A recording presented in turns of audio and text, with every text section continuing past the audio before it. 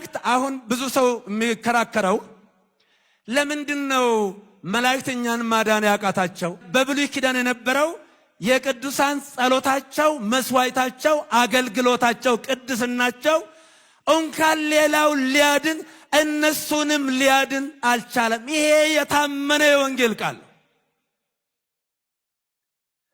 ሰውን ማዳን የሚችለው ሰሪው ብቻ ነው። አንዳንድ ዕቃዎች ታውቃላችሁ፣ ልክ ያ አምራቹ ፋብሪካ ብቻ ነው ጥገና የሚያደርግለት። ሌላ ቦታ አይድንም፣ አይታከምም፣ አይጠገንም። አምራቹ ፋብሪካ ብቻ ነው አንዳንድ በጣም በዓለም አቀፍ ደረጃ ውድ የሆኑ የደህንነት መሳሪያዎች የሚጠገኑት በአምራቹ ኩባንያ ወይንም ካምፓኒ ነው። እንደዚህ ሁሉ ሰውን ማዳን የሚችለው ሰሪው ፈጣሪው የእግዚአብሔር ልጅ እንጂ ፍጡርን ማዳን አይችልም።